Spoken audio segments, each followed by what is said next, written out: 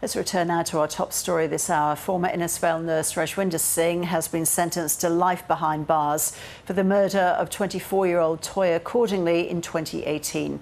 Reporter Conor Byrne has been following the case and joins us now from Cairns.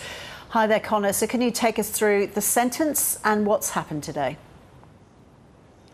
So the jury yesterday found Rajwinder Singh guilty of murdering Toyah Cordingley, and the sentencing was put on till today. And today we heard victim impact statements, followed by the judge's remarks, and finally the sentencing of Rajwinder Singh. And the judge, Justice Lincoln Crowley, did not hold back in Cairns Supreme Court when sentencing him to life in prison with a non-parole period of 25 years, which is 5 years more than the mandatory 20 years in Queensland. He started with Mr Singh's demeanour the day of the murder, saying, looking at CCTV footage from the local shopping centre, saying his movements appeared aimless, people watching, but he must have had some ulterior motive, even if as yet unformed and unrealised. He then drove to Wangetti Beach, which is 34 kilometres northwest of Cairns, where he said your people watching activities at some point took on a nefarious and obnoxious character. He said Miss Cordingley's killing was opportunistic and premeditating. You deliberately went there to select a person to kill, the judge said. It's quite possible that she discovered you there, engaged in some type of disgraceful, embarrassing activity at a sufficient spot where your true self can emerge uninhibited within your deeper, darker urges and desires. The obvious explanation that comes to mind is that Miss Cordingley caught you when you approached her, you were engaged in some kind of sexual or depraved act. You took her mobile phone after she may have recorded you, or sought to call the authorities after catching you. Now, we know Toyah Cordingley was on Wangetti Beach walking her dog Indy that day, and Miss Cordingley was found buried in a shallow sand mound the next morning by her father, Troy. Her dog, Indy, was found tied up very, very tightly to a nearby tree. And this is where the mystery begins. Indy was still alive at the time of the death, and Justice Lincoln Crowley said that the dog must have been tied up, or there was some sort of threat, because Mr Singh had a knife and he used it to threaten Miss Cordingley to tie up her own dog, and that's why none of his DNA was revealed on Miss Cordingley's dog's lead. Now, he called it a violent, horrific attack after she was probably alive when her throat was cut after evidence of sand in her lungs. He says it was a shocking and sickening episode of violence, a senseless killing of an innocent young woman who was a total stranger to you and who posed no threat to you. He agreed with the Crown's evidence, saying he buried Toyah Cordingley and destroyed her belongings. He said he fled the next day like a gutless coward to India.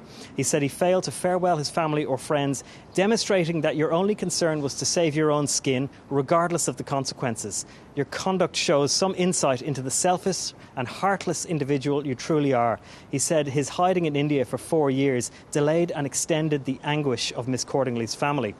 He said the lies told in the secret watch house recording. This is after Mr Singh was brought back to Australia for his first court appearance in Cairns, and in the watch house afterwards he was secretly recorded by an undercover police officer. And he said the lies were told because he doubtless had already grasped the nature of the evidence against him, saying that he had seen 2 masked men killing Miss Cordingley and he ran for his life. The judge went on to say she was a vibrant, outgoing, beautiful person, a young woman with a whole life ahead of her, someone who was caring, kind, precious, special person who was loved and cherished by her family and friends. You ended her life. Your actions have caused irreparable harm, mental anguish, emotional, psychological wounds, and their family will carry for life. And he said the link between Mr Singh's car and Miss Cordingley's phone was the result of diligent, painstaking investigation by police. And this refers to the way he was caught. He had Miss Cordingley's phone when he drove from Wangetti Beach down to the Barron River, where he threw the phone in the river. And a concept called timing advance was used to detect her phone movements, minute for minute, second for second, metre for metre, along with traffic camera and CCTV sightings of Mr Singh's blue Alfa Romeo 156 as it drove from Wangetti Beach to the northern suburbs of Cairns, where he destroyed her belongings. Roz. Conor, Miss Cordingley's family have read victim impact statements. What did they have to say?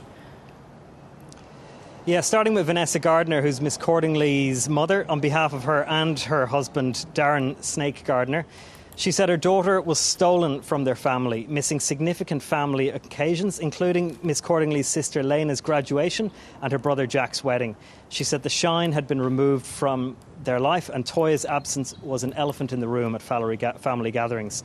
She said the murder was in the most unimaginable and horrendous way, when the family structure was torn to pieces by this overwhelming and traumatic event, but it eventually made the family stronger. She said she was an innocent young woman who was full of love for everything in her life, especially her family, her friends and animals, especially dogs.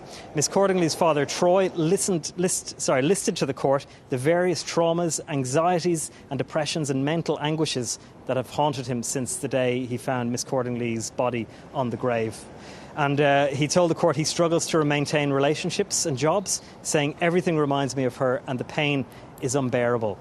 Absent from the court today was Miss Cordingley's boyfriend at the time, Marco Heidenreich. He did not submit a victim impact statement, but Crown Prosecutor Nathan Crane said Mr Heidenreich had, over 2 trials, effectively been accused of murder and sexual misconduct, saying it was an impactful circumstance for him in which he, while grieving his partner's death, he told the court there was no foundation for Mr Heidenreich's involvement in her death. Ros. Conor, thank you.